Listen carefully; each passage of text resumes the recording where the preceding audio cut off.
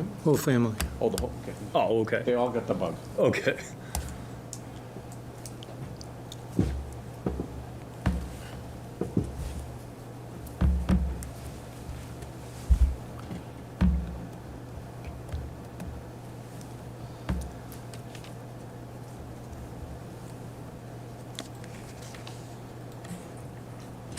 Go ahead, Peter. All right, I call to order the Select Board meeting for Tuesday, January 13th, 2026.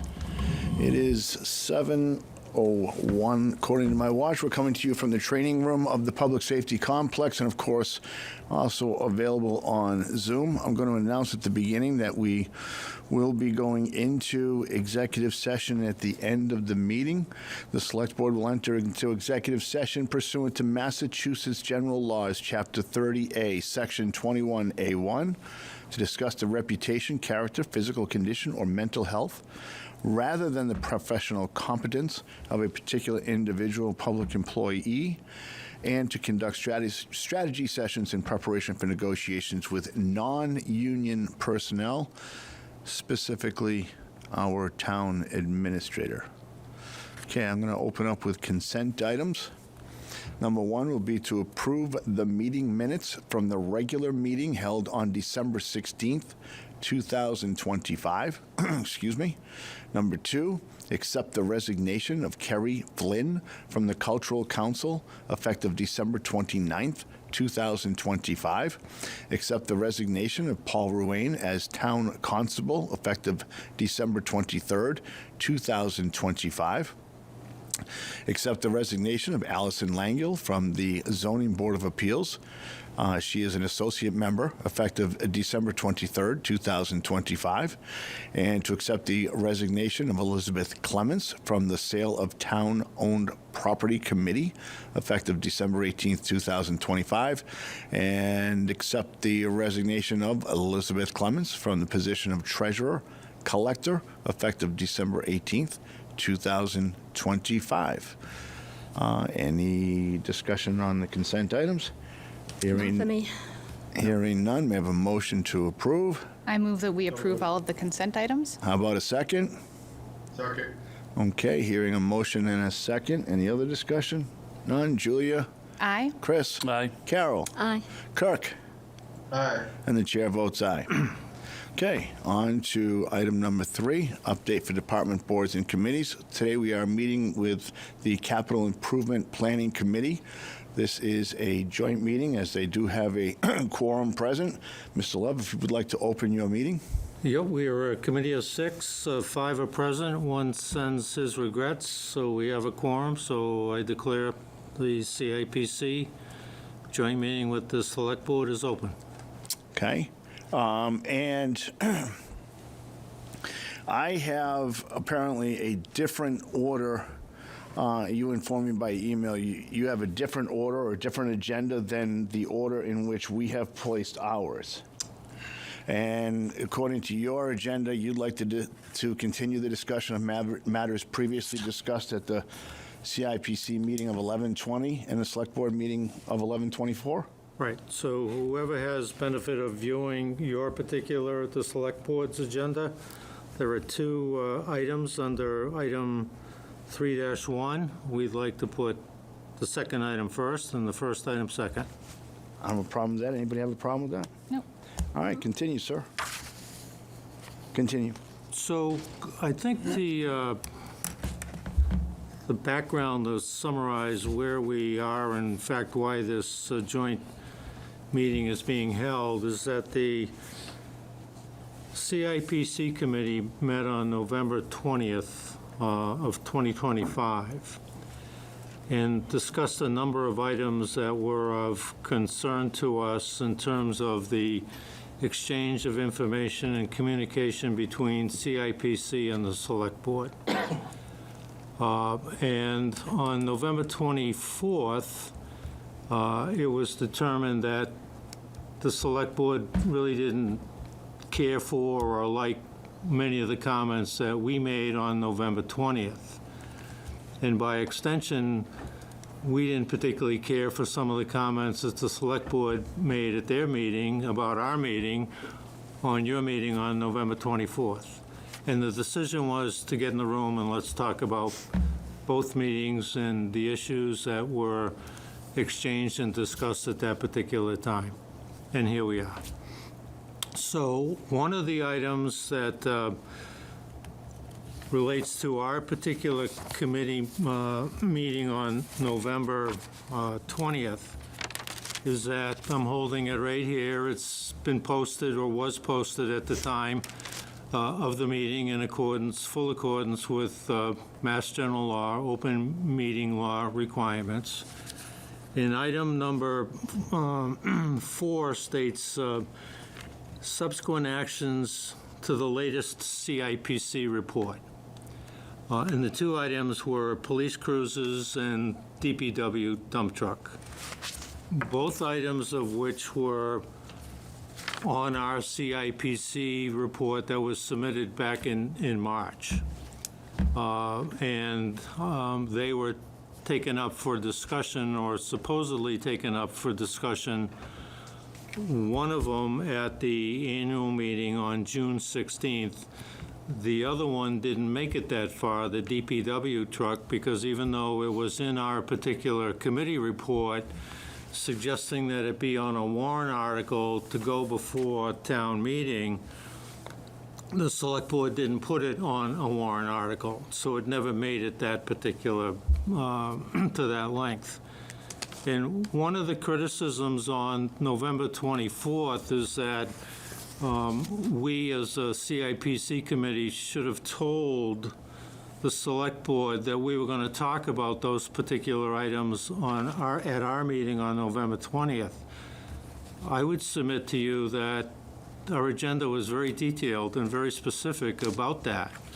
And it was posted, and it was shared with all the committee members, and I actually went a step further and made sure that Robert communicated with the new CIPC Select Board liaison that he knew of the meeting and would have access of the particular agenda. So we think we did our job in terms of disclosing what it is that we were going to talk about. It's never our responsibility to detail everything that we might say, because we never knew what might be said, or every question that was going to be raised, or every point that's going to be raised, because that would be a whole kettle of fish in terms of violation of open meeting law. So we want to go on record as saying we did what we were obligated to do. We met our responsibilities. We met open meeting law. We met Mass General Law. We posted it, and then we talked about it. We weren't happy about some of the things that had played out with respect to those particular two items, both of which were the centerpiece of last year's CIPC capital request season. Both of them were white hot in terms of their discussion.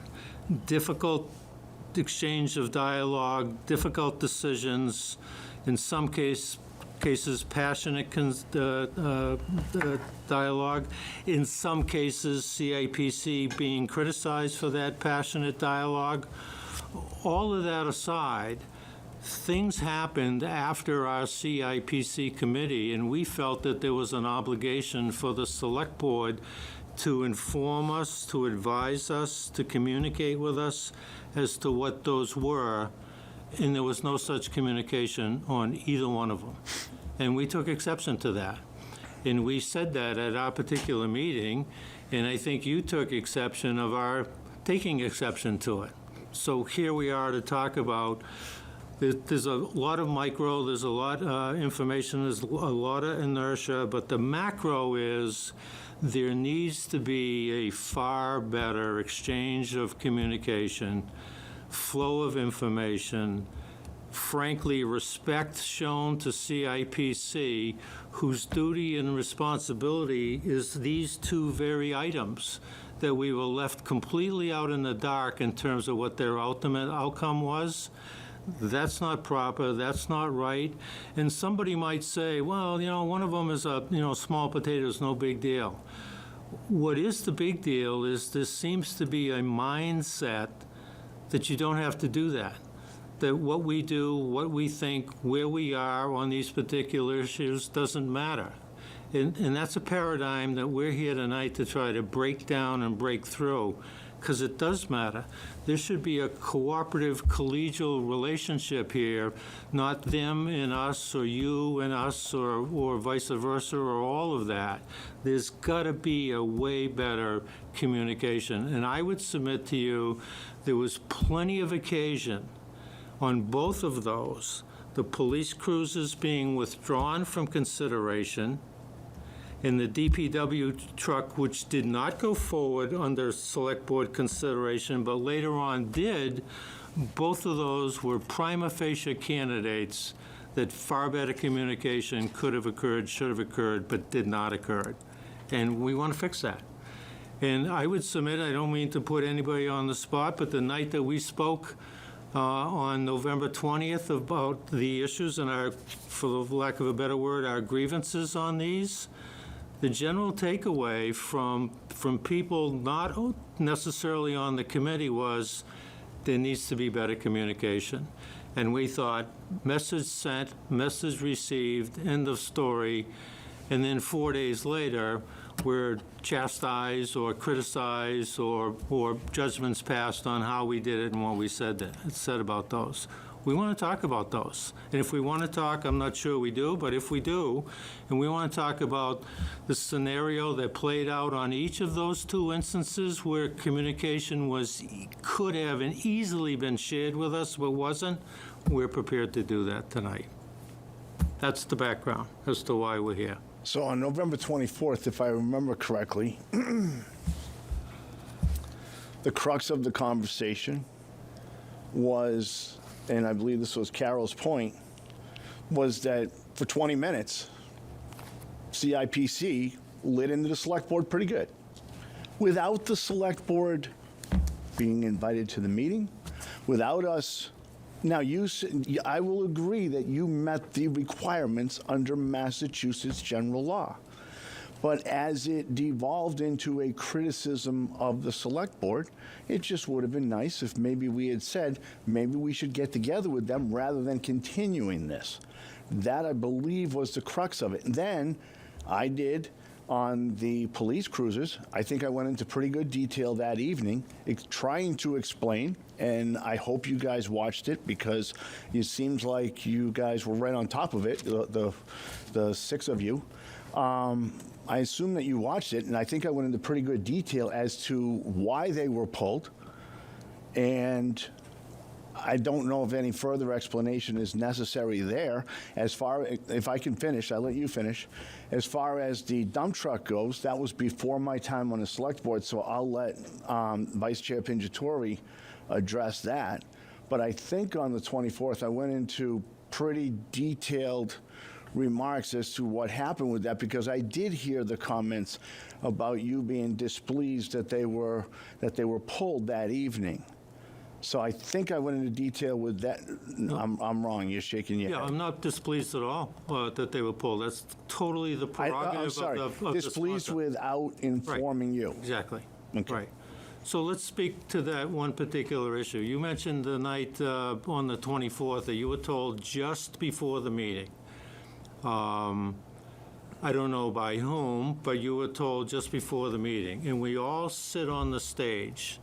And if you look at the tape of the meeting, you'll know that the meeting was delayed for some period of time by the town moderator to let other people who had not gained entrance to the assembly room to register and start the meeting. To my estimation, at least 7 minutes transpired between the time that we all sat down. I was 4 seats away from you. You could have, but didn't, come up and just said, just letting you know, heads up, we're pulling the police cruiser warrant. That's all I needed to know. So the point of the matter is you didn't think of doing that. But you did tell one of your colleagues, you had time to tell them because one of your colleagues is one who made the motion. So if you had time to tell your colleague, but you didn't have time to tell me, I think that that's the mindset. that I'm talking about. You could have and should have done that. And if you recall at that meeting, a half hour later, you did come down to my particular seat and asked what we were doing regarding the citizens petition. So you can't say that you didn't ever think about it or you couldn't do it, because you did do it.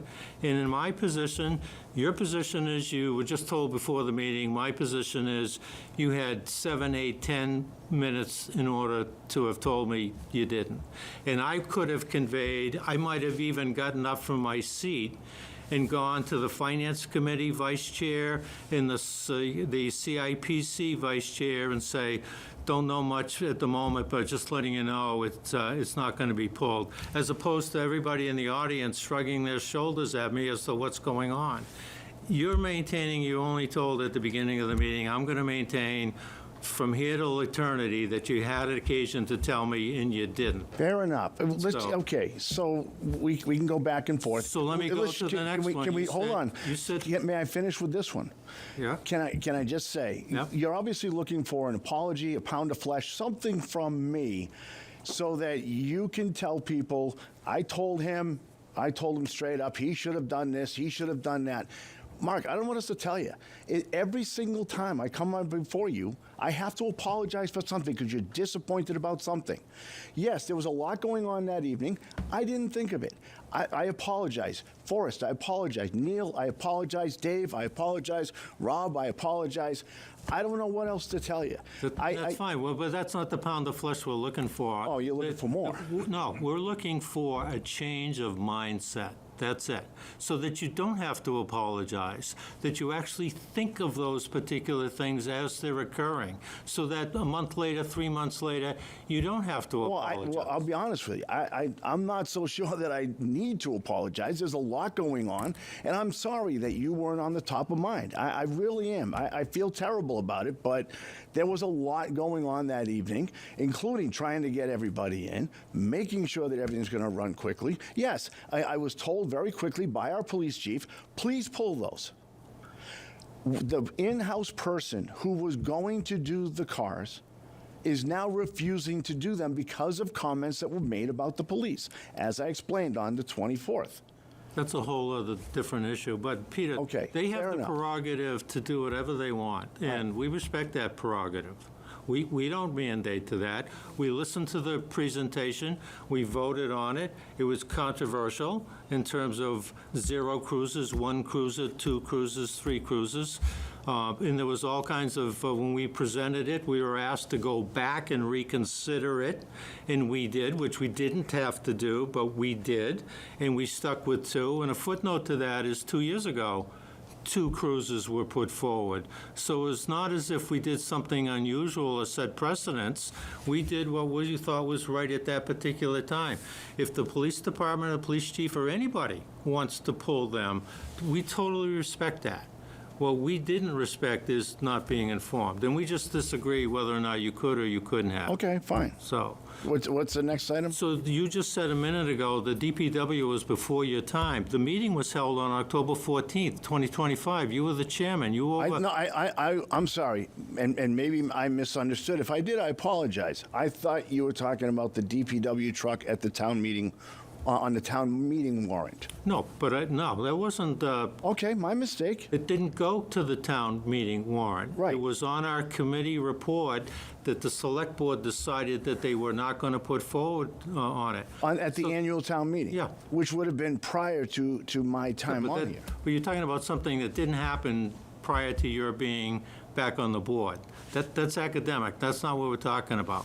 What we are talking about is that at that particular CIPC capital request season that we went through, this was another item that was white hot in terms of what are we going to do? And the DPW demonstrated to us that they had need for 3 vehicles. And at that particular season, 4, 6, 7, or 8 meetings, Mr. Bogren in particular and Mr. Bloom in particular did all manner of research. I didn't do any research on it. I was not on the select That's board all at the time. And we broke down a paradigm that we don't need to get a new Freightliner every time we need a vehicle, and we got them to be thinking of used vehicles.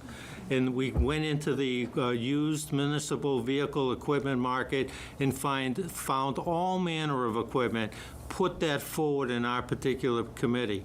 We also, at that committee, recommended, there's a thing called Chapter 90, and you can use Chapter 90 funds for roads, but we have a little excerpt right here that says you can use it for vehicles and equipments that are used for roads.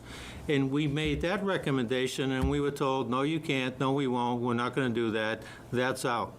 So used vehicles put forward to give the department the equipment that they badly needed so that they could do their job, but not only that, that we could eliminate employees being at risk.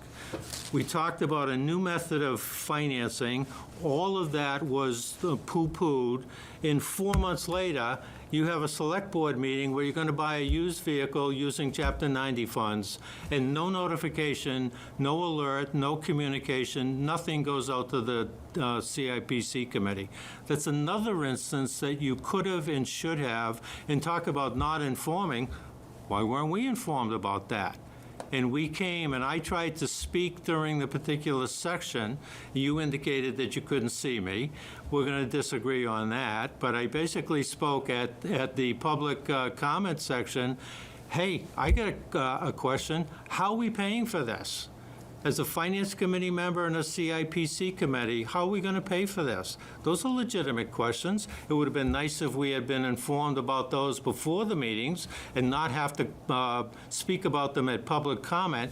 That's that whole situation that we're talking about. There's got to be a better way that these things that are clearly capital items, and we are clearly the capital items committee, that we should be informed of, brought to the table. Frankly, that DPW dump truck was a great story. It should have been told in a really favorable way. You know what? We didn't put it forward at the annual town meeting, but we've reconsidered. We've met with DPW. They can't go through the winter without more trucks. We poo-pooed the Chapter 90, but we've revisited, and we think we're going to do it. All minds came together. We got a good solution. Let's enjoy this and let's do this together. Meanwhile, we're trying to raise our hand to get into the conversation. That's got to change. That's the whole essence of this whole thing. That mindset has got to change. We've got to be part and parcel to all that. Otherwise, you're wasting our time. You're literally wasting our time. And I'll speak to that. There's been 4 members that have resigned recently, and there's one common denominator of what each one of them said on the way out. This is a waste of my time. The select board does what they want to do. We're here not to perpetuate that. We're here to change the paradigm and treat us with respect. These are bright people. They're committed people. They show up. They come in the dead of winter. Terrible weather at night. We make tough decisions, ask tough questions. It's not fun for everybody, and then we're left out in the dark in terms of what ultimately happens.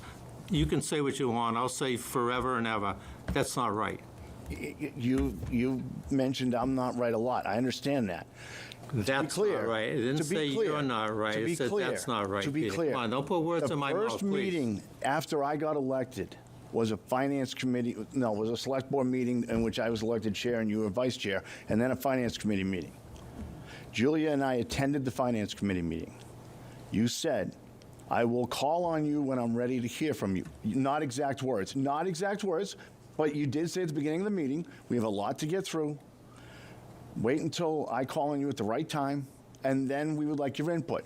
You even went into a 10-minute discussion of refinancing a fire truck, which I knew was going to be not permissible under federal Peter, law. this is not a finance committee. Could I finish? Could I finish? I let you finish. This is a joint meeting. So you're not going to let me finish? Well, it's not a I finance sat committee here, meeting. and you came after me pretty good. I'm just offering my 2 cents. I should be allowed to speak as well.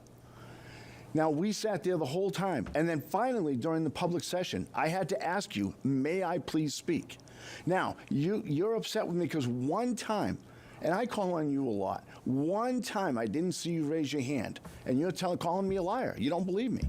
I don't know what to do, Mark. I don't know what more I could possibly do to please you. Peter, don't use words and attribute them to me. That's not what I'm saying. I made it clear they were not exact words, but if you go back and look at the meeting, that was the gist. This is not a finance committee meeting. Fair enough. Julia, would you like to talk about the poo-pooing of the truck? Because you were the chair at the time. In terms of the DPW truck, it was brought to my attention that Travis wanted to go ahead and use the Chapter 90 funds. And then we brought it to the select board meeting sort of immediately after that, and it was approved. I mean, that's all it was. That's what occurred at town meeting, was that we gave Travis the ability to approve the Chapter 90 funds. But we understand that you're asking if he's going to use it to purchase a large vehicle that would qualify for CIPC, you would like to be made aware of it, not to say yes or no, but to be made aware of it so that you're not just realizing it going down the street, you know what's going on. So there's a warrant article, for as long as I can remember, it goes before the annual town meeting every year to allocate Chapter 90 funds. That's not what we're talking about. Okay. And for all those years prior, they were used for road paving. Yeah. This is different. This is different. This was an instance that we had enlightened and put on and gave the light of day that maybe some of this money can be used for badly needed vehicles and equipment.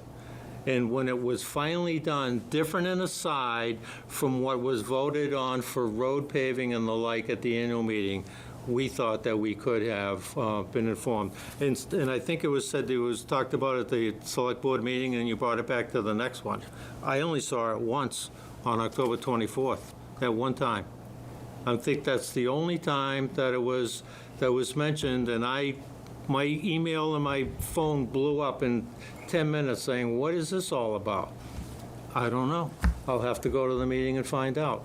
That's not the way that this should operate. I should have known at least something to have shared with committee members. That's the whole thing. It's so easy to have this communication. So easy. That's all we're asking for it to occur. And it hasn't. And frankly, it hasn't for about 6 years. So somebody might say, these two things are small potatoes.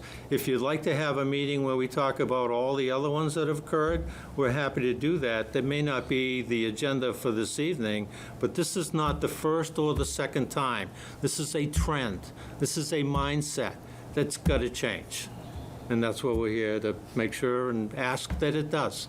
Not looking for apologies. No one's name-calling anybody.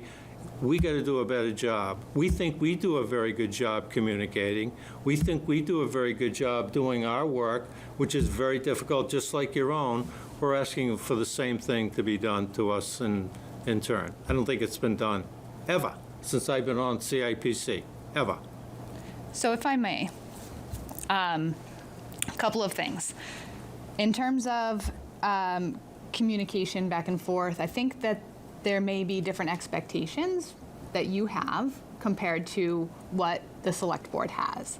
And the best way to rectify that, in my opinion, would be to set forth what the true expectation should be that everybody can agree on. I'm not saying that's something we're going to be able to do tonight, because I think that's something that probably needs to be thought about by both sides. Once we level set what the expectation is, reduce it to writing and somehow, then I think you can start holding people to it. Does that make sense to you? Well, the spirit of it makes perfect sense. Yeah.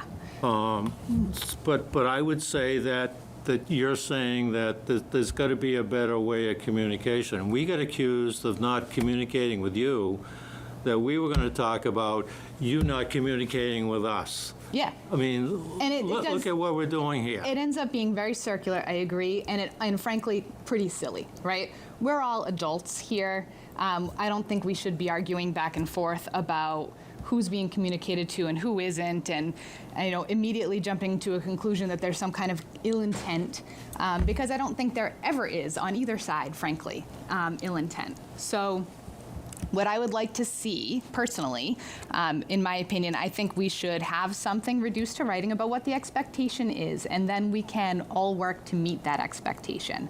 You know, some people are more open to communicating in different ways, right? So some people will pick up the phone and say, hey, we're gonna, let's talk about X, Y, Z, right, between committees. I know, Mark, you're not generally that person. You don't like to communicate one-on-one. And so that does present a barrier to communication at times, right? But if we can reduce to writing what the expectation is going forward, and perhaps, I think part of it too, is we have a new town administrator here. And what I would like to see is I would like to see the town administrator be that person who is the go-between between committees as well, right? To make sure that everybody has the information that they need. They're the ones that's sitting there and doing the job, 40, probably 40 plus hours per week. And so it's top of mind for them, whereas the rest of us are volunteers. We have lives outside of this. And so it's not always top of mind what we're going to be, what do we need to do, or who else might need this information. There's no ill intent involved, I can assure you of that. But I agree with you. I think that there are times that everybody could communicate better. In terms of mindset, I know you're asking for a change in mindset here, but I'm going to ask for a change in mindset from you specifically, Mr. Love. And that change of mindset that I'm looking for is that before we jump to conclusions to say that they didn't do this or they didn't do that, and that must mean that there's something bad happening, or that must mean that they have some ill intent. Or before we go to a public meeting and start discussing it, assuming said bad intent, assuming that there's some kind of malevolence involved, that we pick up the phone and we have a conversation and try to understand what the actual facts were behind what happened before that, right? Because once we get everybody all in a tizzy and jumping to conclusions, then it gets out of control. I think we should ask questions and find out what the answers are and what the true facts are before we take that step. Well, the only thing I would say to that is the night of November 20th, when those two items were talked about, if you look at the rebroadcast, that was very professionally and very well presented. Didn't like the words, but how it was presented was perfectly fine. So I take your observation. I disagree with it a little bit as it relates to that particular meeting. I haven't actually watched that particular meeting myself, so I can't say Right. when it comes to that meeting, but I'm talking more in general. Comment, if I may? Yeah. Okay. Isn't the process right now that we, as a committee, capital, we meet, we hear the requests, we digest, we suggest, digest, and come up with some sort of report? Isn't that report a written document as to what we would like to see happen? I mean, I agree. Sitting here tonight, this is not a good look for everybody, anybody or everybody. However, our procedures at this point are to do our job, meet with the department heads, hear the presentations, do it, as I said, take it in, digest it, get everything done, create a report, submit back to you folks, and then that move forward for town meeting. I think, and again, I don't want to beat a dead horse here, but a couple things happened. I remember the night when, as chair of Select, you pulled the trucks for the DPW. You met with Travis that day and said, we've decided not to do that. So we never allowed anything to transpire between the residents or the voters and the Select Board and the Finance and the CIPC and everybody else that's in those meetings at the annual town meeting. So the flavor or the intent of what we're doing, I think, is handled by our report. In terms of moving forward with it, I think if, as it's been discussed this evening, if something is going to change based on that report being written and submitted, I just think it's just a courtesy that if changes are made, that the boards be notified as to what's happening. That's all. I guess I'm just kind of taking that out of everything that I've seen here this evening. So just to make sure that we're all on the same page, Please. Section 3 of the CIPC bylaws says the committee shall prepare an annual report recommending a capital improvements budget for the next fiscal year and a capital improvements program, including recommended capital improvements for the following 5 fiscal years. The report shall be submitted to the Board of Selectmen for consideration and approval. The Board of Selectmen shall submit its approved capital budget to the annual town meeting for adoption by the town. So that's the process that it goes through. Correct, yes. All I'm just saying is, so we Yeah, I just wanted to make sure that no, but I everybody haven't knew. been on the committee for 5 years, but the 3 years that I've been here, we submit the report each year. And it's been accepted, and it's been acted on. It's just that this past year, as difficult as the situations were because of finances and everything else that we all went through, and it doesn't look like there's any change, so that the storm is still brewing, we went through a lot of painstaking process to get to where we got to. And then, by all means, you have the right to do this, but it just happened so abruptly. Well, and and so if I can speak, Please, let's go. there are times when things happen abruptly. And so I do agree that we should have some sort of process in place for communication. But within that process, as Julia well stated, I believe that there has to be, the select board has to have the availability to pivot if something happens at the last minute or the final hour or an hour before a meeting. We don't have the luxury at times reach out to every committee that might affect and make those notifications, known. And Kirk, I understand that. And as I said, I'm just asking that we have a different demeanor, I guess is the way I'll go with that right now. So it does kind of feel at times like it's the select board the select board leading and maybe not informing everybody else. And there are times, like executive session this evening, you're going to do things in that no one's going to be privy to until it happens. And those I understand, and that's your right, and that's what we elect you to, speaking now as a resident, but that's what we elect you to do. Yep. But this other stuff that kind of gets lost in the weeds, I think needs to just come up a little bit. Let's move it up 1 or 2 levels, that's all. I appreciate what you're saying, and what I'm hearing from you, Neil, is that there's a lot of work that's being put into these things by Capital, and that certainly is evident. That there is a lot of work going into it, and I think the Capital Committee needs to hear, and I'm sorry, Robert, I'm looking at them, but I'm trying to recognize that you're also on Capital. I think the Capital Committee needs to hear that work is appreciated. And in the event that something changes and we end up choosing not to place, because as Peter pointed out, the report from Capital is a recommendation to the Select Board, who then chooses what to put on the warrant. And when we choose not to go forward with something, I can understand that the Capital Committee might feel slighted by that, because a lot of effort was put into that. Understanding, though, that the finances of the town are what they are, and sometimes the department head or whoever is sponsoring that particular item decides that they don't want to go forward with it. And so it is going to happen, and certainly that's not the last time it's going to happen. It's going to happen again. It's just bound to, it's the nature of the beast, right? But what it sounds like you're asking for is simply a courtesy to let you know, and that would help.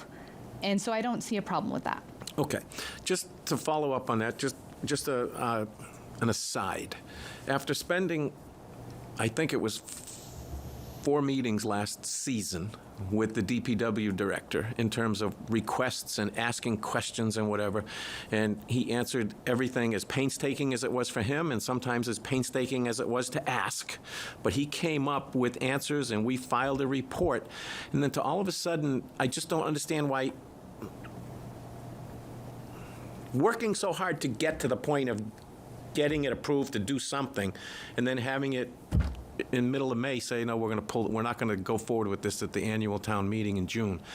I was beside myself. And then to follow onto that when we found out at the annual town meeting in June that the police cruisers, because the police chief fought tooth and nail to get what he could get, and then just to decide, I don't want to do this. Well, And it's not the timing thing, it's And- just that and- they came, Chief Savasta and came as at I- least 4 times. but as I explained, it wasn't that he didn't want to do it. It was no longer a possibility. It was no longer feasible to do. He could not do it. And that's the difference there. To Julia's earlier point, though, because I'm sure you've got other things on your agenda that you'd like to get to. I do believe having Mr. Birkbeck in place as a town administrator, so we have a solid town administrator, not that the previous one wasn't solid, but she was winding down.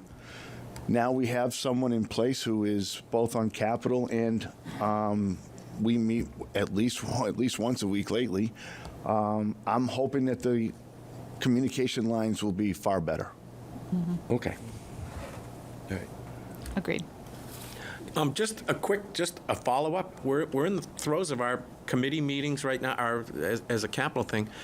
By pulling the 2 cruisers last year, I haven't seen anything come forward or heard anything come forward from the police department as to where we were going to be. And when I sat last year, it was we want to do 3 this year and 3 next year and whatever. So if we pull 2 out of last year, I would have thought there would be at least 3 coming this year or 4, and we'd have to find a way to do that. But now I hear there's nothing.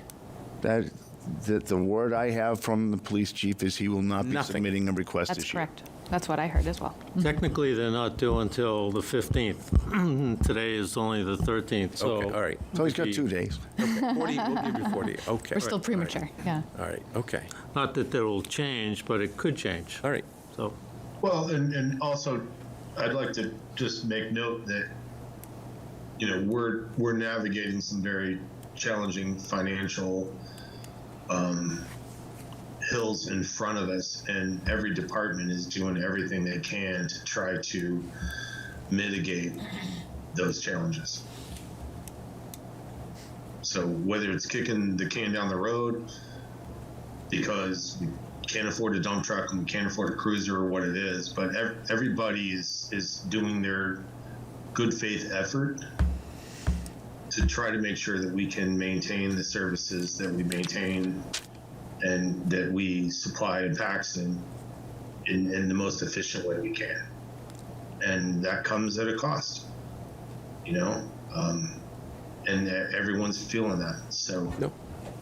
I just want to put an exclamation point on that. Thank you, Kirk. Chris, anything you'd like to add? No. Carol? No. Okay. Sir? so the second item on the Select Board's agenda was, we have proposed amending the CIPC bylaws. And they've been sent to all of the CIPC members as recent as or as late as last evening to get the final version, because everybody had an opportunity seeing the previous final version to make their final edits. So what we have submitted now to the CIPC members is our final recommendation. They have not been transmitted to the Select Board, but they have to the Town Administrator, and I'm wondering, will Kirk get kicked out if you put those bylaws up on the screen? He unfortunately will not be able to talk while it's being presented. Okay. But he'll hear the dialogue. Yeah, he can Okay. still hear. All right. I'm okay with that. So is it the wish of the Select Board, and is it, are you capable, Robert, to put it up on the screen? Yes, I can. All right.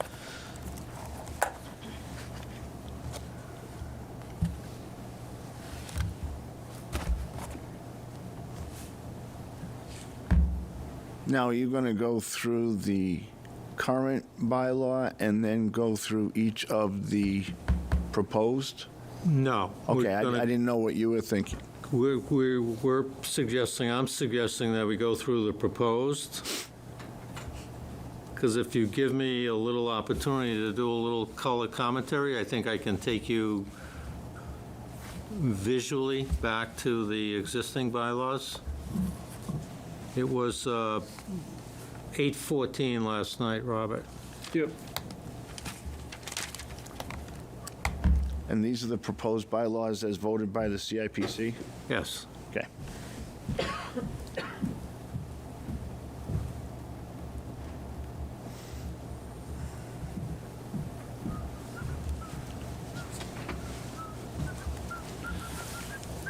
Okay, good luck to everybody reading that. I'm glad I have a copy at my place. Can that be at large at all? So there's, I think in a nutshell, there happens to be, in this particular case, 5 sections. What we took from the old bylaws is just kind of refreshed and pulled out of what would be one paragraph with 5 points. We've listed them here as their own individual points. And I think if you do a read of this, you'll find that a lot of it is just the same as already exists, like committee membership and the like. There's 2 striking changes, and I'd take you to the easier of the striking changes, which would be scrolling to page 2, Robert, section 4 and section 5. That's section 2, 3. Right. Section, let's do section 5. Section 5 is, although it likely doesn't happen because we've got very committed committee members, but on the occasion that it does, somebody missing a lot of meetings, there was nothing in the bylaws that spoke to the point of you can be removed at the vote of the committee if you don't show up to the meetings. That's pretty standard language, and in fact, pulled some of that language to the new revised, recently approved Finance Committee bylaws that were recently amended. Whether or not you love the wording or not is up to you. We're just saying that's the spirit behind it. Item number 4, which you might think has to do with recent events, but we started doing this back in 2022. And what we were trying to recommend in the special considerations is there are lots of instances where, and I'm using this conceptually, so if I include somebody and they're offended or exclude somebody and they're offended, I don't mean to do that. But recreation can buy what they want with their own special revenue funds. So can DPW, so can police and fire with their gifts and donations account. We respect that. We have no jurisdiction over that. All we're saying is when that happens, let us know that that's happening so that, as Robert alluded to a minute ago, we don't see something right down the street and we don't know where it came from. Or conversely, we don't buy 2 lawnmowers for DPW and Recreation bought 2 lawnmowers themselves. We'd like that whole communication thing to just let us know what's going on so it can be part of the whole mosaic. That's nowhere in the existing bylaws. And again, whether or not you are in love with the wording or not, what we're suggesting is the spirit of Section 4 is as I've just described. The remaining hot topic is back on Section 1. And it's item 4. And what has occurred here is that when we did this, several of us, I might have taken the lead, but several of us were involved. We looked at 17 different towns for their CIPC bylaws. And there was all manner of takeaway, one of which is a lot of them don't have CIPC bylaws. Those that do, they're all over the place. There were not 2 that were comparable. In some cases, they have membership that includes, brought a smile to my face, 4 members from the Finance Committee shall be the 7 members on the CIPC committee. I didn't dare go there, and that's not included here. But the biggest issue is none of them included the town administrator as a voting member. And that's what number 4 speaks to. Many of them, most of them, 99% of them, did not have the town administrator as a member at all. And we felt that there is value for advising and counseling, and who knows the departments better than the department administrator. So we'd like to have the benefit of that as a member on the committee. But the one instance where they did include the town administrator, the town accountant, and the treasurer collector, they clearly said that they would be in a non-voting role. We've put that up there. I think it's fair to say Robert took exception to it. We were careful to say it's not the person. We always felt, and we've all grown up on these types of things, knowing that policy should trump personality. I think Robert would be a particularly fine member, but he may not be the town administrator forever, and somebody else may not be of the same DNA or personality or style that he is. So he raised the point is, well, if he doesn't vote, the 7 committee members, what if the vote is 3-3, and we added a clause based on information feedback from members that he would be allowed to vote at the will of the committee or the discretion of the committee chair on the unlikely event that there's ever a tie. So he's a member, he's at the table, he's giving us advice and counsel, but in many respects, to protect the town administrator from having to choose between a dump truck and an ambulance, we think there's value in it not being a non-voter, or being a non-voter. Not the least of which is there's no precedence that would indicate that that should be the case. So we're not trying to be dramatic or controversial. We're just putting forward what we found in our particular research. Other than that, if you go back to our particular report, there was our existing bylaws. There was reference to GASB, which is the Government Accounting Standards Board. I don't think the CIPC's position should be delving into how to account for any of these. There was reference to UMass, which is not, as I said that evening, we talked about it recently, not UMass Lowell or UMass Amherst. It's UMass with one S, which is the Uniform Massachusetts Accounting System. We don't think we should be in the business of accounting. That should be left to the town accountants and the town administrator. So we've pulled that completely out of the new bylaws. Spoken with charter members that were the first to create these. Regrettably, several of them have passed away, but those that had not. One is still here. Yep, Forrest is still here, charter member. I don't want to, we try to mention that every time we can, but don't want to put him on the spot. But the bylaws, which are 13 years old, were good enough at the time when you were just starting a CIPC committee. In hindsight, they could have been done differently. They could have been done better. We think this is a better product right now. And I don't think you can vote on it. I don't think we're in a position to go line by line. I think we need now, after we've exposed it to you and presented it to you, is to have each one of you get your own hard copy or electronic copy. And if we have to come back and present it or answer your questions at another meeting, we're happy to do that. Our goal would be to try to get this before annual town meeting, which could be in May, it could be in June, it could be postponed. But we don't want to miss it and do it in 2027, because we literally started this in February of 2022, which speaks to the point of the serious work that we've given this. It's not something that we did the night before just to say we did it and move it forward. There's been a lot of review of this at various committees, a lot of research, a lot of input. We think it's a way better product than we have now, and I dare say to any that we've seen in any other towns. It may not be perfect. You may not like the language that was used. If you like it, Forrest did it. If you didn't, I did it.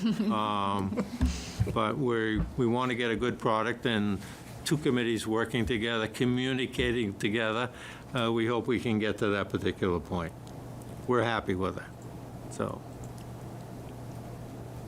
Yeah, I think having an opportunity to go through them carefully, and I don't want to go too late into the budget season because it's going to start getting crazy very quickly, so maybe one of the February meetings, you could come back and we could discuss this. Does that sound reasonable? Yes, yeah. I mean, ideally, we'd love to come back in 2 weeks. I think if we're here late February, March, and April, then there's budget, there's finances. There's a lot going on. A lot going on. I agree wholeheartedly. If you could just give me the opportunity to take a look at what our agenda may be like in 2 weeks, because we did have kind of a long break between now and our last meeting. But I will reach out or have Donna reach out to you, Mr. Love, and see if we can't make that work. Question? Sir? Carol, I know in the past when you were liaison from the select board to the committee, you had some concerns, things you wanted to, I guess, review or dig deeper into. I guess the big one, I think, is the voting member of the town administrator. And because I know you're gonna each get it, then you're gonna communicate, but I'm just asking right now, I know, because you're somewhat familiar with where we are, the proposed draft has changed slightly, but what's your initial take on it tonight? How do you feel about it? You do have a lot of sway with some of the members of the board. That's why I'm asking. So, No, I don't think that's the case, but there's two things I want to say, and I'm not going to say anything tonight, but I think if the town administrator is a professional, it wouldn't make no difference whether that they voted, because I know what the committee is thinking, that they're having to put departments against departments, but the town administrator is looking for the town, what's for the best for the town and the departments. So when they're reviewing those capital items, they're doing the same thing as you are. They're looking, what does the town need, what can they afford, and what do the department need. They're not thinking, oh, Mark's going to be upset, or Jay's going to be upset, or Mike's going to be. They're not thinking that. They're thinking, what is the best for the town and the departments? What do they need? So I don't think there's a big thing there. But I'm also hearing that you're saying, oh, there's a different DNA for person, and that worries me. So I'm how so? quite... How so? So I'm thinking about myself, I'm thinking about Robert, but maybe I wasn't thinking about somebody else who may have favourites or don't feel the same way as I felt. So I think the way you've changed it is fine, because I've made a note of exactly the same thing, that you might get a tiebreaker, and who's going to do it? And it's got to be the town administrator. Okay. If I may, Yeah. the only thing I might change, though, is rather than having it by invitation of the rest of the committee or the chair, that it be automatic. If Yeah, it's a agreed. It's gotta 3-3, be- then it yeah. automatically falls to the town administrator. Yeah. And, Nice well, edit. Didn't Just quite catch on that. Put that in there. I think that takes heat off of the committee, frankly. does. So It has that to you're be. being Absolutely. consistent. Yeah. Okay, and then It has just to be a one tie. additional comment, just because I know you spoke of it previously. The threshold of $10,000. That caught my eye, too. I think. Well, it's been there. Well, when we had the Collins group come in and do the plan for us, which we're not actually following, but when we had them do the plan, that was one of the things they said. They said it was too low. And I know it's been brought up to the committee, and I heard some members of the committee thinking it was too high. So I think personally it's too low, but I think it should be at least 25,000. What did you find? You said you looked at 17 other towns. What was the average threshold of those towns? $10,000. I would say the majority of them were $10,000. There were some that didn't have any. They wanted Right. everything to come forward, which we really get caught up in. I need 2 pens, come to cap. I'm just exaggerating, but Yeah, I you understand. see where it's coming. My only concern is when we discussed it, it was that level because of where we presently are in terms of financial issues that are being presented every day. So if we if we moved it up, then it's not reviewed as maybe some residents might like. I can tell you, just feedback on that number, if you start talking about 10,000 being the threshold, you're entering maintenance zone in terms of equipment. So if the DPW needs to replace an engine in one of the trucks. That's not capital. If But, yeah, if the fire, no, I'm done. I'm still No. talking. I'm sorry. If the fire department needs to replace tires on a truck, that could easily, reach that $10,000 threshold. So that, I think, is where I have concern that, I wouldn't want those department heads to feel like for those sort of routine items that they need to have presented that to capital. I do feel that 10,000 isn't enough. Similar to what Julia's saying, but for small items, maybe the DPW needs to buy an item to get something done. It might easily come to more than that. But it's not really a capital item per se, it's something they need to get the job done. Because in the garage or out in the field, it's not a lot of money, 10,000. So I personally thought it was low. And like I say, Collins Group said it was low. And I think you find the reason a lot of the capital bylaws did say 10,000, because at the time they were all created, that was suggested. Because we all went through doing capital. So can I add a couple of comments to piggyback Julia and Carol and Neil? It should be noted that the UMass accounting system recommends 5,000 Okay. in 1 year. We've now pulled that out. Now, that's number one. Number two is, you're right, there was discussion of going below 10,000 and above 10,000. So we did the prudent thing. We left it as it exists currently right now. I think to all your points, maybe we could reword this to say, not of the supply, not of the repair and maintenance nature. Word that in there. We do not want to get into that particular business. It's got to be that it's of a capital, permanent nature, not a repair and a supply and the like nature. We can wordsmith that, I think, and leave the $10,000 and not get into a engine overhaul that costs $10,500. We don't want to do that. We'd rather get them a new truck and not get into the engine repairs. I think some simple wordsmithing and we could get where we all want to be, or it looks like we're leading to it. Only because I looked at it, and being the charter member, Forrest, of course, has more insight than all of us. But if the original threshold was $10,000 in today's dollars, that's closer to $15,000. And what I thought of when I read this was the threshold for maintenance from the Wachusett Regional Agreement, which has risen because the cost of items have risen, and we wanted to keep it similar type items. So I think, personally, I would think we'd be closer to 15,000 than we would the 10,000.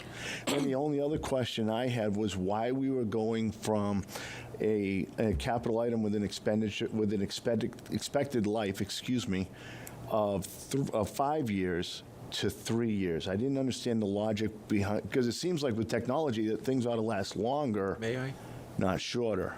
I'm telling you, the brain trust behind that was police vehicles Right. were being replaced every 3 3 years. years. That's where Chief Savasta came in. So we're thinking if we have 5 years, then no police cruiser ever has to come before us. Well, it would on the money. But you would get it on the on threshold. the over 10,000. Well, I don't think it says, I don't think it says or, I think it says and.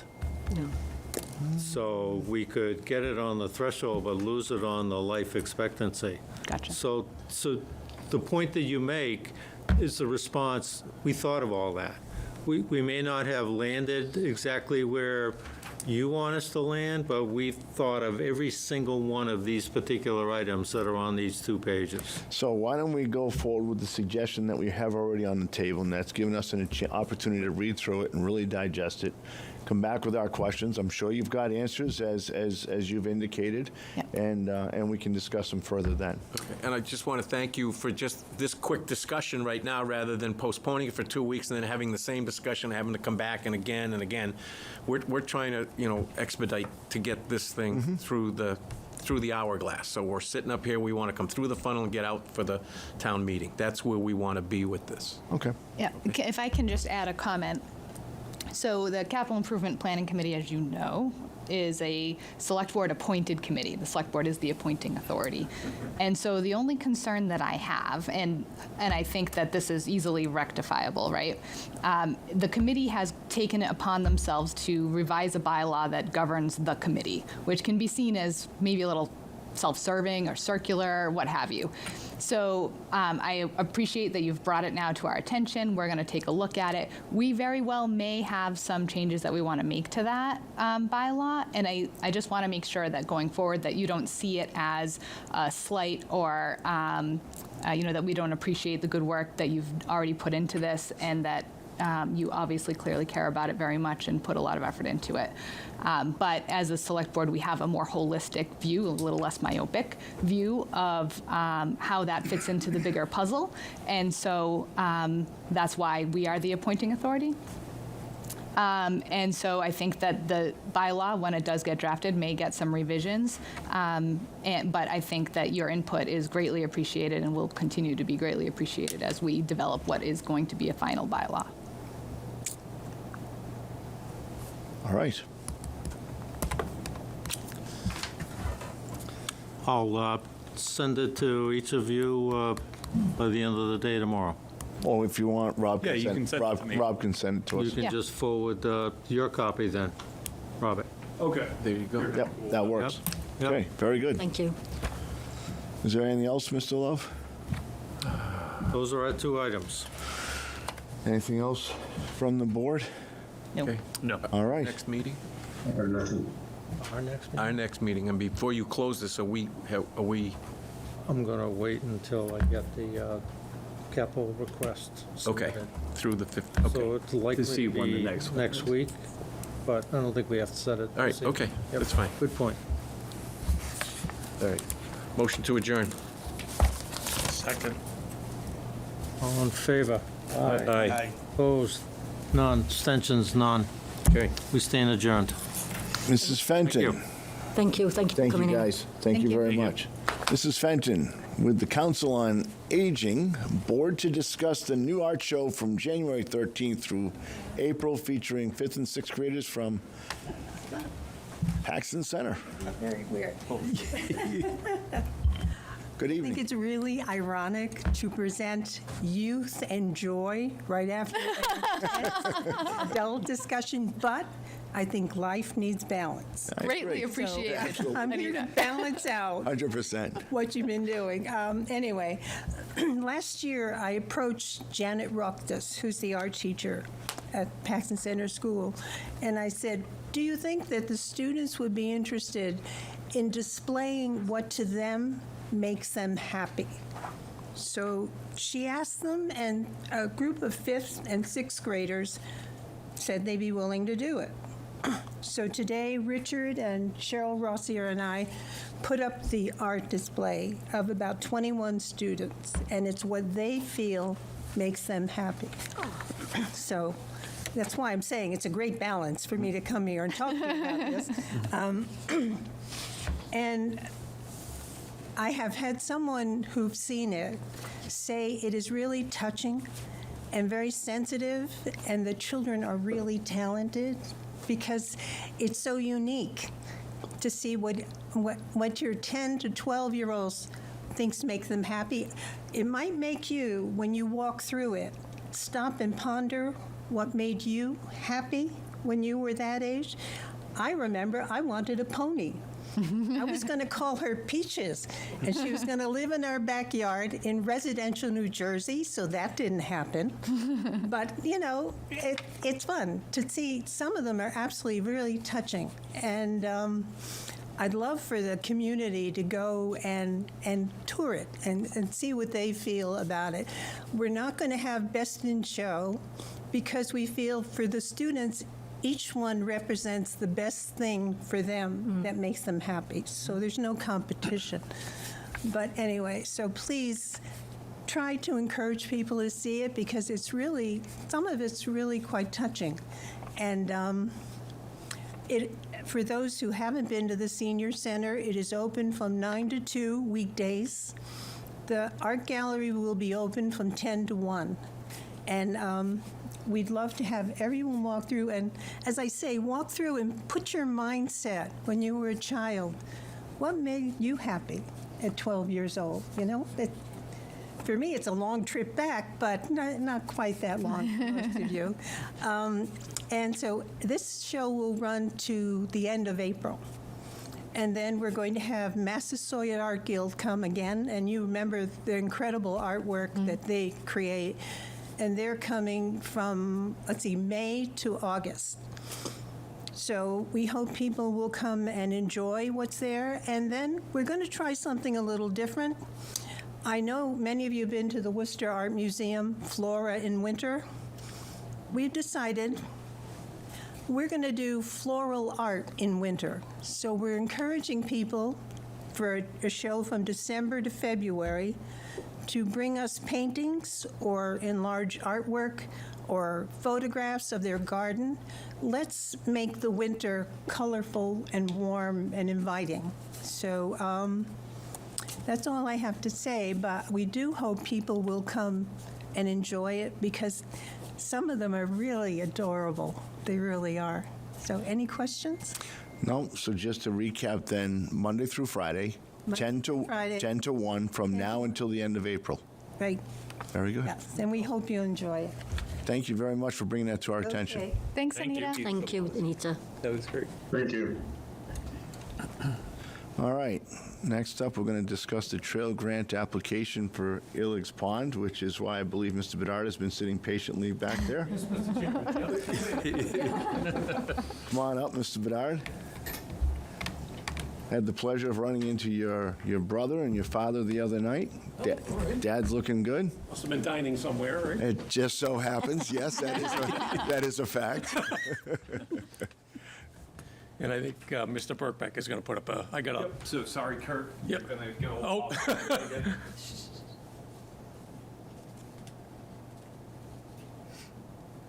And there goes Kirk.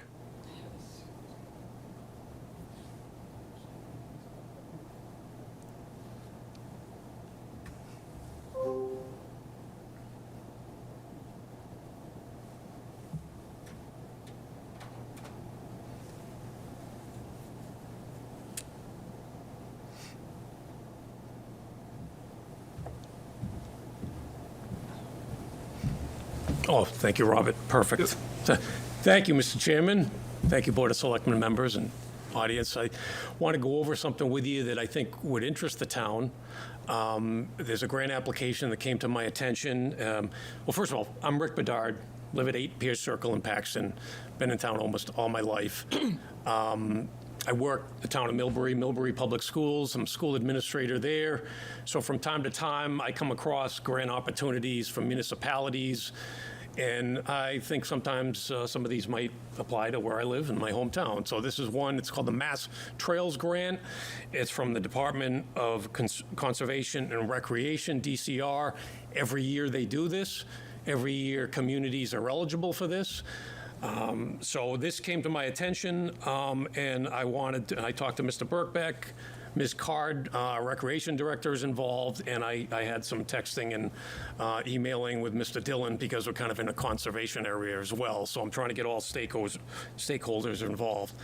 But on the next slide, you'll see we are eligible, any town can, is eligible for up to $100,000 to refurbish a trail.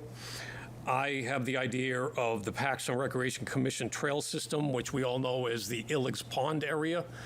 And if people don't know, it's sort of behind the Paxton Center School. As you're heading up toward the athletic fields, it's on the right and the left and where the pond is, and there's a trail system in there. So the exact location that's actually 40 Recreation Drive. And it's also, and I'll talk about it in a minute, it's also next to the Greater Worcester Land Trust, to the Dilfey property, which is a real treasure in town. I don't think a lot of people know about it. And you'll see in a minute, our map system doesn't really capture that. So I thought, if we were able to get this grant, we would be able to maybe highlight some of the things that have past our trail system into the Greater Worcester Land Trust theirs. So I looked the last 5 years, Paxton has never applied for this. That means to me that we got a good chance maybe of getting it. It's a reimbursement grant, which means for the town administrator, that means we have to spend it and then we get reimbursed for it.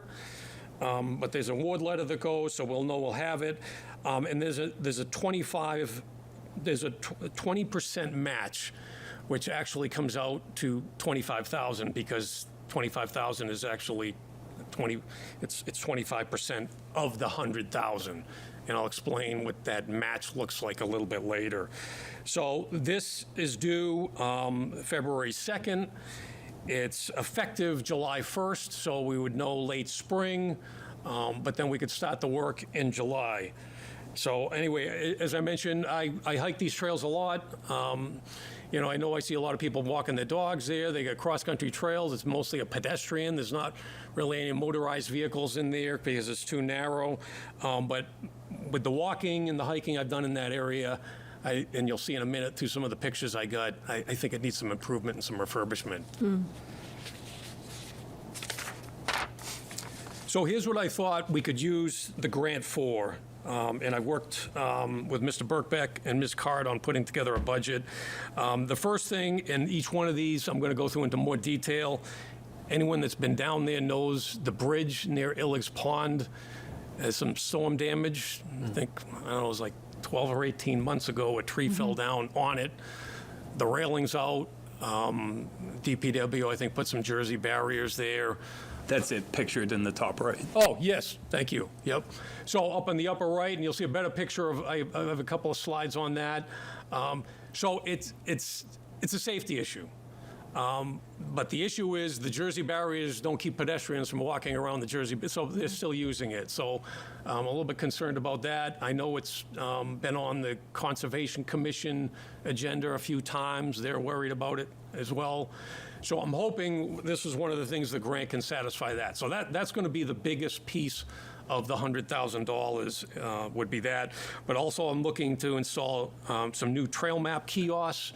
So you can see in the upper left, the map we have there, that was done by a Boy Scout and Eagle Scout years ago. So we're looking to improve that, maybe add some maps, some kiosks. And then Mr. Birkbeck and I had kind of a consultant, a trail building consultant come out and talk to us a little bit. And he mentioned some other things like repairing some boardwalks I'll talk about, increasing the signage, maybe some interpretive signage, sort of use the Paxton Center School is right next door. So maybe we could talk about the vernal pools in that area. Maybe we could talk about the natural habitat. So they talked a little bit about that. As I mentioned, incorporate the Greater Worcester Land Trust. And Mr. Birkbeck and I are working with Colin Novak on that and what that looks like, and maybe getting their involvement as a stakeholder. And then clearing some trailways, removing some hazards, some storm damage. And then the grant application has a lot of language in there about increasing accessibility. So we're looking to widen some of the trails, make them more accessible and more ADA compliant. Here are some pictures, and folks that have been up there, the three pictures on the left, that's the current state of the Illig's Pond Bridge replacement. So that's you can see the tree that came down, you can see the railings out, you can see it's dilapidated. And from my assessment of this, even if a tree didn't hit it, it was about to fail anyway. The base of it was rotting out. There wasn't really good footings or any abutments on each side. So this is an issue that I think we were going to have sooner or later. So that would be the biggest thing we could take care of with this grant if we get the grant.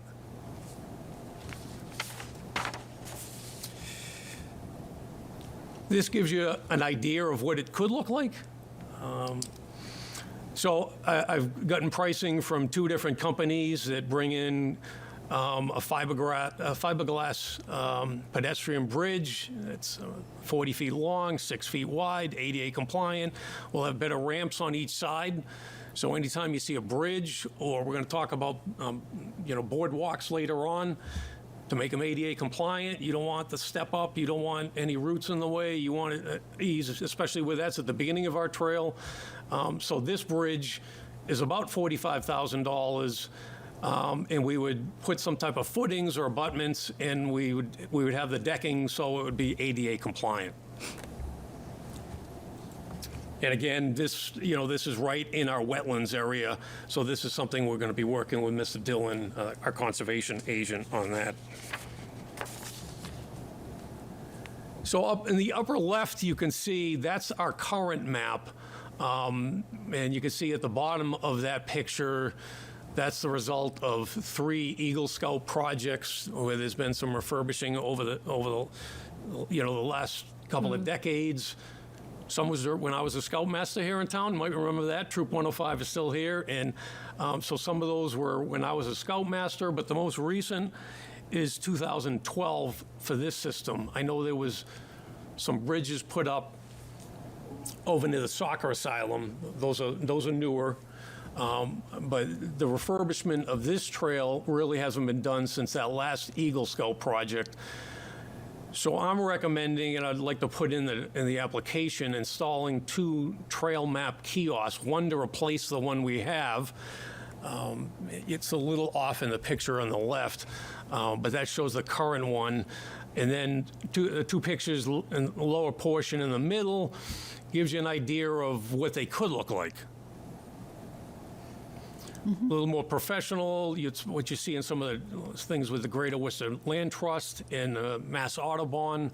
So the kiosk will look a little more weather protected.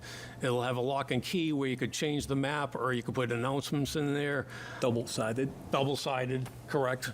One of the things we talked about with our consultant was having our map on one side and then maybe on the back side, make it visible, so you could have the Greater Worcester Land Trust map on the back side as well, so people would know about that.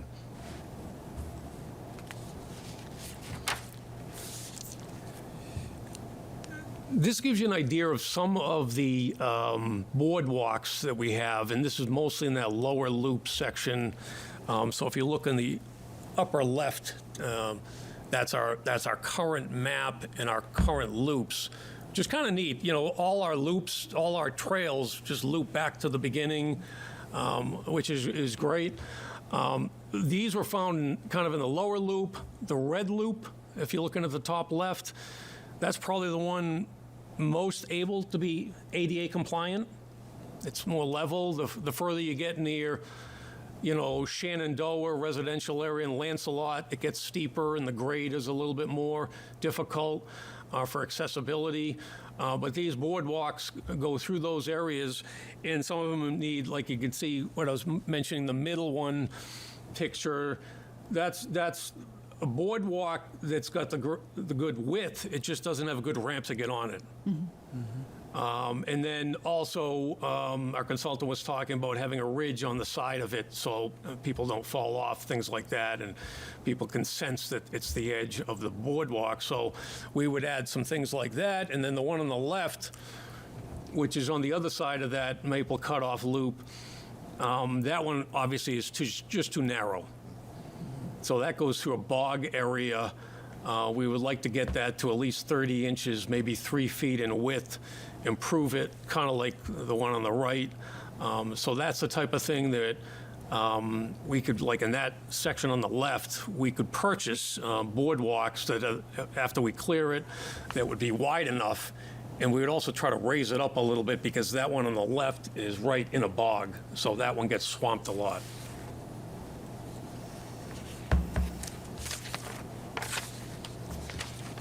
This is a slide to give you an idea of the map that you can find online for the Greater Worcester Land Trust. And Pete, I'm just going to come over here for one second.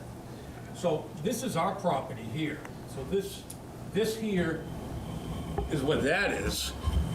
But what you don't know about, and the average person that's hiking these trails doesn't even realize that the Greater Worcester Land Trust has property and trails that almost go all the way over to Kettlebrook Golf Course. So when you're here at the base, you don't know you have all that.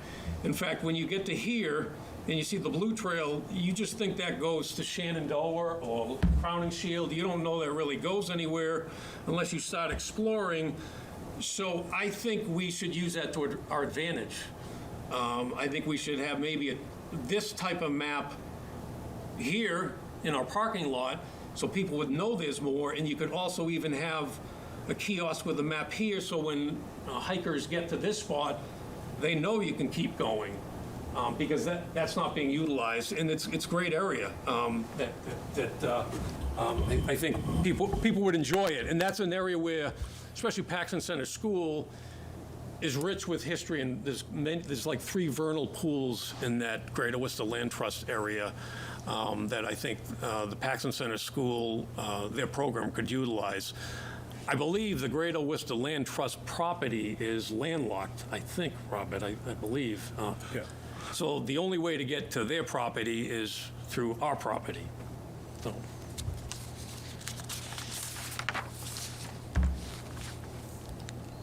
I took a couple pictures of some areas we're looking to clear the trails, remove hazardous trees. You can see that one is right across the trail, a tree that was uprooted, the picture in the middle. That's at the upper end. That's at the upper end, kind of where I was just pointing. And then you have a lot of just branches on the ground, trees on the ground crossing the trail. So certainly like a cross-country skier couldn't get through there. Anyone with some accessibility issues couldn't get through there. So we have a lot of that type of work. So we'd probably hire a professional for some of that. That wouldn't be the volunteers to do that. As well as our trail consultant had mentioned that even a tree that's not downed or not hanging over the trail, if there's one adjacent to the trail that's a dead tree, that we need to remove that one as well.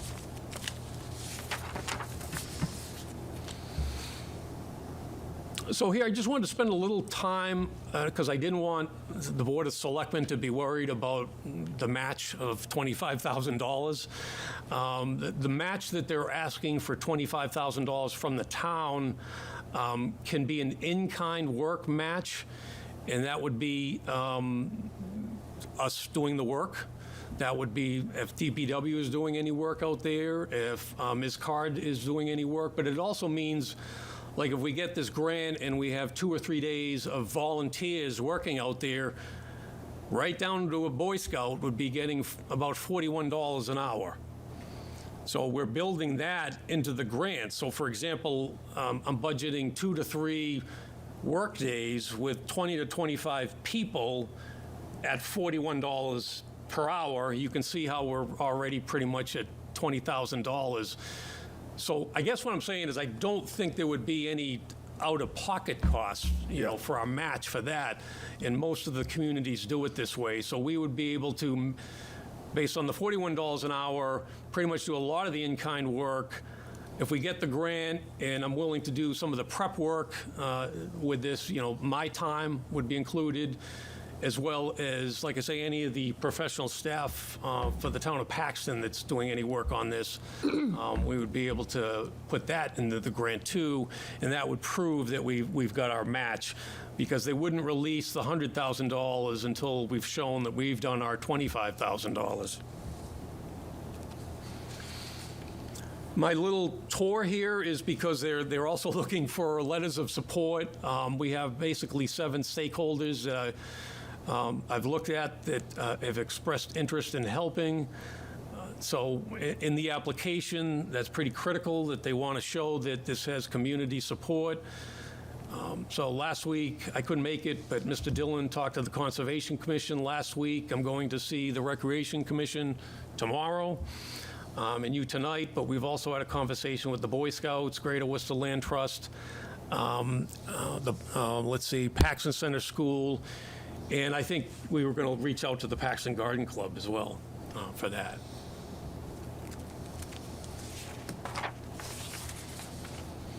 And then for those interested in the budget, and that's my background, so I was able to put this together. This gives you an idea of some of the things I discussed earlier, how much each thing costs. I didn't know a lot of this. The consultant helped Robert and I to kind of come up with some of these numbers. But like the trail maps and the bridge would be the biggest piece. But that 80-foot length of boardwalk, raising that, widening that, that would be something we would purchase. The volunteers could install that. That was about $7,500. The ramps and just repairing the existing boardwalks be about $4,000. Increase the trail markings, again, maybe to highlight some of that stuff where the Greater Worcester Land Trust goes to. Interpretive signage, again, and we'd probably talk to the Paxton Center School to see some of the things that they would be interested in. I would like maybe, see if we can maybe improve our map to look a little like the Greater Worcester Land Trust, maybe have more of a topo map so you can see what the grade elevation is on that, a little bit more detail. So we could do that. We could design a new map. We're going to have the consultant come back to help us out because we're a little concerned about like specking out the bridge, and he could probably help us with the consulting for putting together bid specs. So I put a little in the budget for that. And then some of the tree work, and if we're doing some footings on some of the posts, we'd need some backhoe work and some professional tree work. And then for the volunteers, I would go out with some folks and purchase the hand tools, the power equipment, all the things for those volunteers on the days that we work on the project and clearing the trail. So we'd buy supplies for that. And all those supplies, Ms. Card said we can store right up there in the garage, and obviously that's all town of Paxton property when we're done. So that's pretty much it. I went kind of fast, but I wanted to go through it. Again, it's due February 2nd, so looking kind of for the Board of Selectmen's blessing on this. It's an online application. I'm going to kind of, when I get towards the end, show Robert a little bit more what we have, but we've gone out a couple times. We tried to keep up with the consultant the other day, and it was a little bit difficult, wasn't it? But, we've looked through all the trail area, what can be done, and we feel this is a good, solid grant. I think because Paxton hasn't had it before, it's a new area for them, that we've got a very good chance. I think we're going to, once we apply, we'd probably know in late spring. And then we'd set up maybe some summer and fall work duty to get some of the work done. And then again, we'd go back to Robert for the procurement and all that business when we're ready. But we wanted to, if you have any questions, or we wanted to see if you had any comments. So before we start with questions, I just want to thank you, Rick, for all the work that you've done already and have pledged to do in the near future. That's a tremendous amount of work, and the town certainly owes you a debt of gratitude. Any questions or comments from the board? I had just one question, Rick. At one point, I remember there being some discussion about an outdoor classroom. I'm not sure if there are benches that exist currently for that or not, but I would love to see something like that be included in a thought process of this nature. And I believe there are benches for that as you're walking out away from the parking lot on the left-hand side. On the left, yeah. Just by the water there are benches for that. I don't know if that's something that you can look into. Yeah, I think it's a great idea, Julia, and we'll look at the condition of those because they are there, but I'm not sure what the condition is of those. And I know the consultant, Dick O'Brien, that walked with us, talked a lot about spreading some benches around. Yeah. Just for viewing, like he loved Illig's Pond. I mean, it's a treasure. Yeah. So he loved that. He wanted to see more viewing there. But I also thought in the top section, when you get near Shenandoah, right before you get to Greater Worcester Land Trust, a bench up there just to sit and rest or just quiet reflection time. So we'll look at the benches you're talking about. Yeah. But we would like to incorporate as much as we can for viewing areas as well. Agreed, and I Yeah. think that helps with accessibility too. If you're trying to help, one of the trails be accessible, giving people a place to stop and rest would be helpful. Yep. But you're right, if we're going to include Paxton Center School, an outdoor classroom is a phenomenal idea. Anything else? Chris? Nothing I else. think the concept's awesome. Good. Yeah. The land is definitely valuable for Paxton. So, no, I love it. Carol? I think it's great. I mean, I know there's been improvements since that time, because I know there's been Boy Scouts that Kirk will have more to say about it, but I think it's great that you're going for this grant, and it's certainly a big improvement. Yeah, thank you so much. Comment? Just if I can just get Kirk real quick. Okay, fine, get it. Yep. It's hard sometimes to remember him, and the memory isn't quite what it used to be when you get to be my age. So while it's there, I got to get Raise it. hands up. He has his Yep. hand up. Kirk, go ahead. I'm a day past my birthday. Stop talking about that. First of all, Rick, thank you so much for your work on this. Couple comments. So I was a Scoutmaster as well, Troop 105. I was involved in the bridge building on the other end and the boardwalk through the bog down on that side. I have fond memories of standing waist deep in water trying to dig footings for that bridge.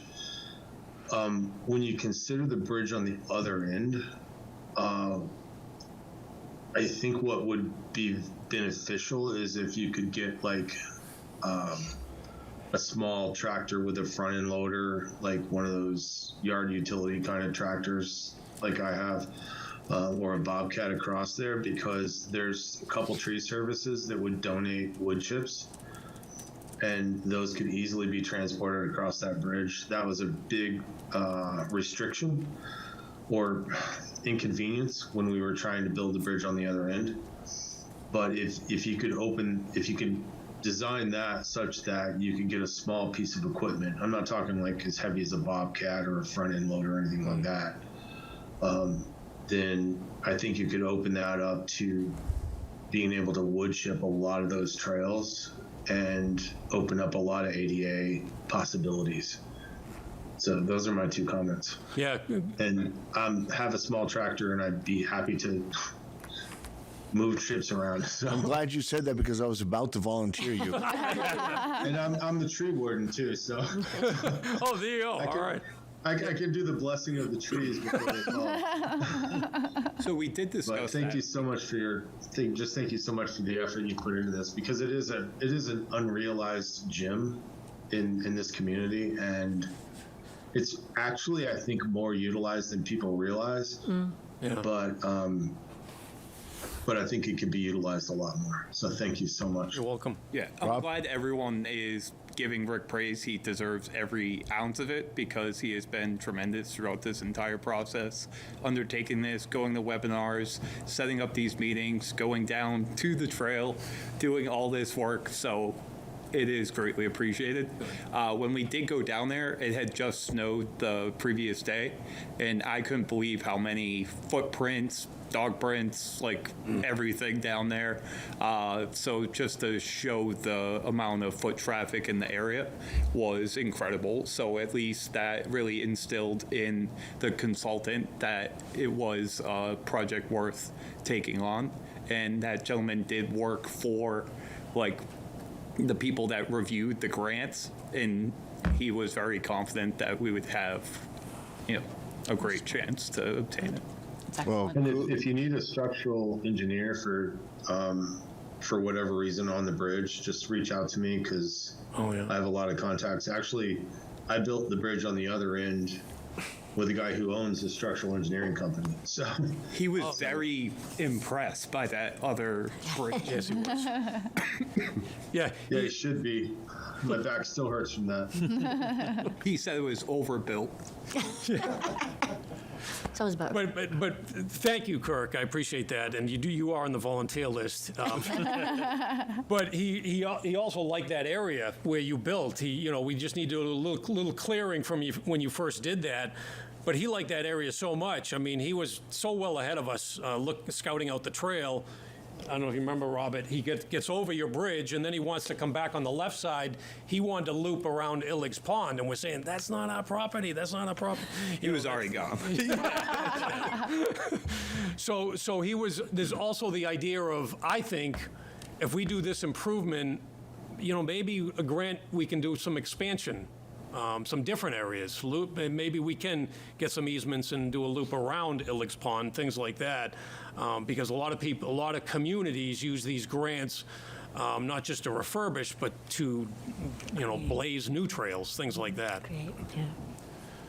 Comment, sir? Go ahead. One of the things in terms of looking for benches, if there are as many people using that site, somebody may want to memorialize a family member. They do it at the Cape. We do it up in New Hampshire around Lake Winnipesaukee. There's a lot of walking trails that benches are always added every day, week. That's a great idea. Whatever. So, Thank you. and they're made out of it's not AZAC material, but it's like a 2x4 that's polyurethane, so it doesn't weather. They put it in concrete it's a legs. composite, yeah. Yeah, so it's there forever, and they just put a little plaque on it in memory of whatever. There's already one right at the edge of the pond there before you go over the bridge on the left-hand side. Classroom benches, and I think you could probably get an outpouring in this community. You'd probably get 10 or 15 benches without even batting an eye. Yeah, because it is very widely used. I've taken my grandson down there a few times and never once been on that trail alone. Yeah. Right. You always run into Yep. people. All right, so I just need a motion then to offer our support for the grant application. I move that we offer our support for the grant application through a letter. I'll second that. Any further discussion? Hearing none. Julia? Aye. Chris? Aye. Carol? Aye. Kirk? Aye. And the chair votes aye. Thank you. Thank you. Thank you. Thank you, Yeah, Rick. thank you. Keep you posted. Great job. Yep. All right. That takes us to continuing discussion on next possible steps with the property at 10 West. You want to update us on where we're at and give us the news we heard last night? Yes, so Bay Path, they have come out, they've looked at 10 West to see if that would be a property that they would like to help, renovate, remodel for the town. And they came out in force. They really appreciated the building, and last night they brought it before their boards and committees, and they have since signed off on it that they do want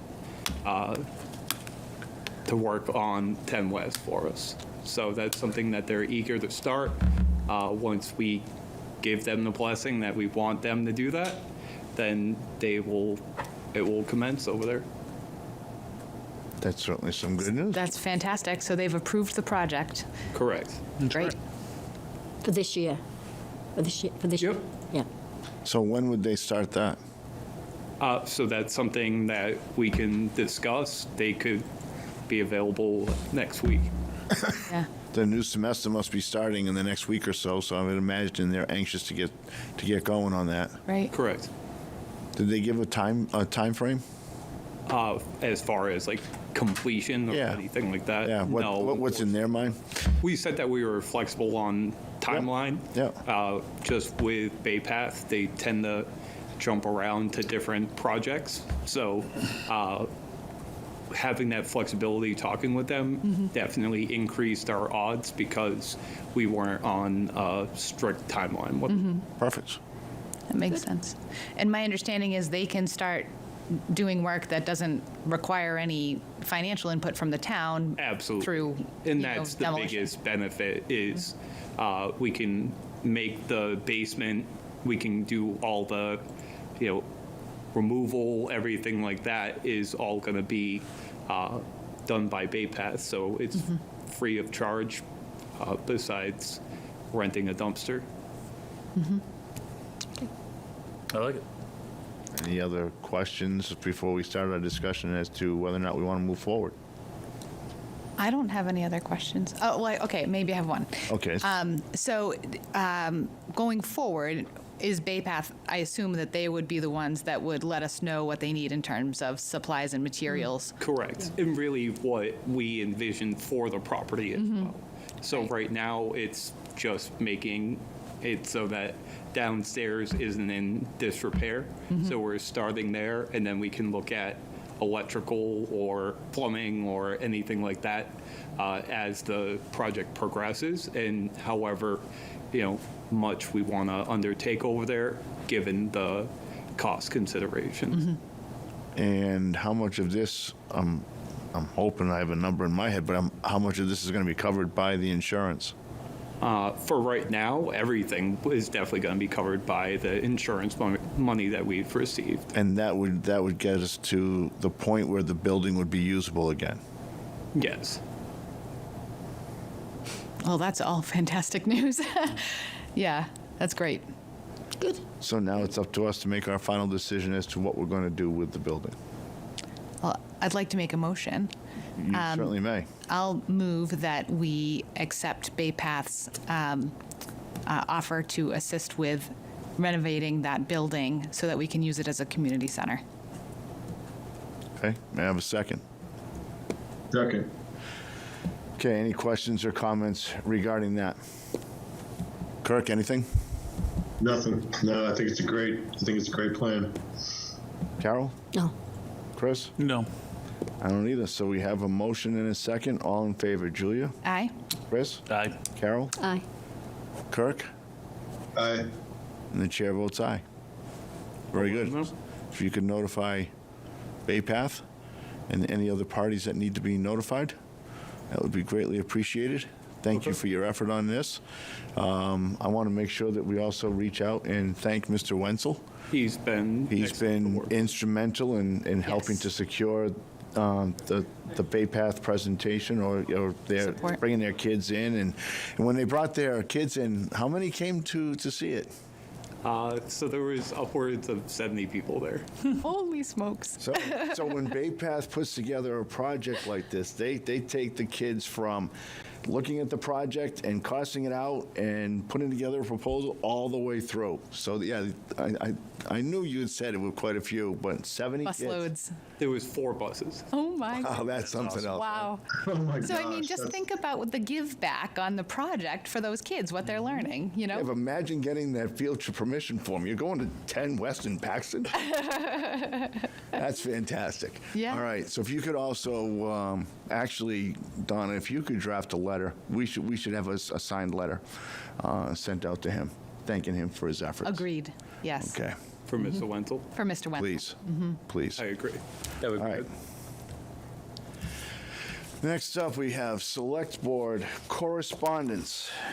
Just a couple of things real quick here.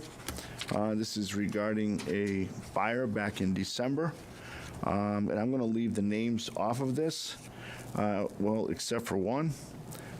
It says, "Thank you for saving not just this house, but our world, our memories, our whole, forever grateful," and then the person's name. This, I'm assuming I can say because it says, "You guys are rock stars. We appreciate all you do." And then it says, "You all did an awesome job. Thank you." And then Wolf from Carson. "I'm still overwhelmed with gratitude and respect for your service." So, tremendous job by our fire department. And those of you that saw the pictures from that evening, that's a scary thing. And if I remember correctly, in speaking with the fire chief, those homes have had a couple of chimney fires, right? Yes. And I believe he's going to start notifying people up there that they should have their chimneys inspected if you live up in that area, because they're all built about the same time and all built about the same way. So just something to be. It's a matter of how those chimneys are built. There's actually some dead space around the chimney, and so it gives a fire, if the chimney fire is going to develop, it gives it an opportunity to develop with without being detected for a period of time. And that's part of what causes the issue in those homes. Boy, it sounds like you know a firefighter. So that's the Cutler, Monticello area. Correct. And that's just something that, if you haven't received that letter yet, keep that in mind. And then we also received this email. Hi, Travis. I just wanted to send a quick note to thank you and your team for working throughout the holiday week, which now appears will include 2 winter weather events before and after Christmas. We, the town, very much appreciate you, your team, and some of the challenges you are working through to keep our roads plowed and safe. And obviously, this goes back a little ways because it says thanks again and Merry Christmas. I think we echo those sentiments. We appreciate very much Yes. the time and the effort that they put in, extra above and beyond what their typical job entails. All right, we are at our town administrator's update. Mr. Perkbeck? Thank you. So earlier in the meeting, you accepted the resignation of Elizabeth Clements. She was our treasurer collector. We are still in the process of trying to find a replacement. So anyone out there, if you are interested, please apply, or if you know of anyone, send them our way. I wanted to talk about meetings. So I just met with CMRPC yesterday, and I'm meeting with our CAP Solutions tomorrow. Both of them are really to try to expand their grant opportunities. That's really what I'm trying to focus on going into this budget season, see what alternatives are out there. If there's free resources, I'm gonna take advantage of them. So that's something that I continue to do for the town. It seems like CMRPC is going to be a great fit for us. There were so many things that we discussed yesterday that they had solutions ready immediately for us. So they got me in touch with the right people. And then even some of the issues that I brought up that they didn't have an immediate solution, it keeps it on their radar so that then when they do find out about a grant opportunity, they can remember that, 5,000 population Paxton needs that grant money. So that's something that I think will be a very beneficial start to that relationship. And then same with our CAP. I'm looking forward to that. They're kind of newer to the game, but I feel very confident that they'll be able to help us as well. I just went to a treasurer's meeting today to learn more about Worcester Regional Retirement Services. So that's also something that just evaluating all the money that goes in, both from the individual contributors and from the town. So just to make sure that the checks and balances are there and just really understand the process. I have a meeting next week with all the other 350 towns and cities in Massachusetts.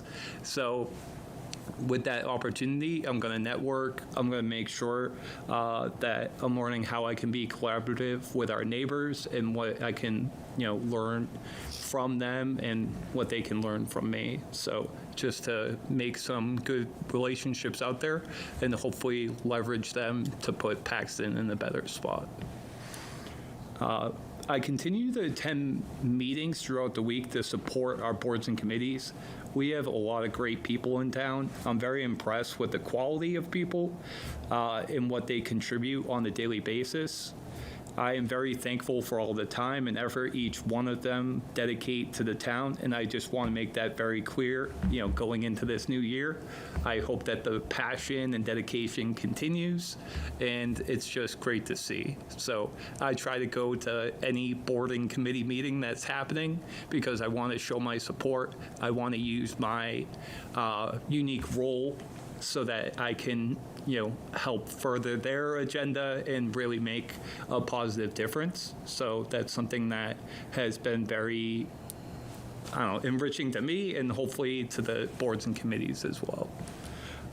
And then I just wanted to leave us all with line dancing is happening. So we did talk about this the last meeting, but now we are getting very close to line dancing.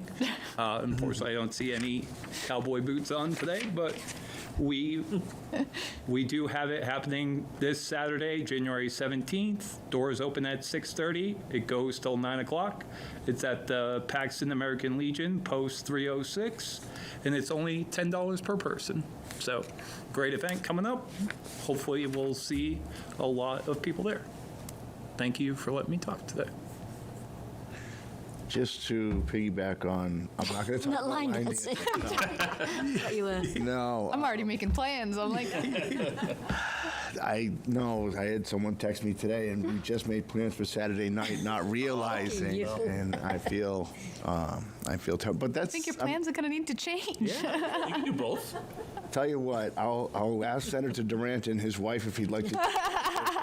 This is probably a cheaper alternative, right? No doubt, but I think it's great. I mean, I love to see all the different activities in town. That's wonderful. But I wanted to piggyback on you talking about the quality of the people that serve on our boards and the passion that they have for what they do.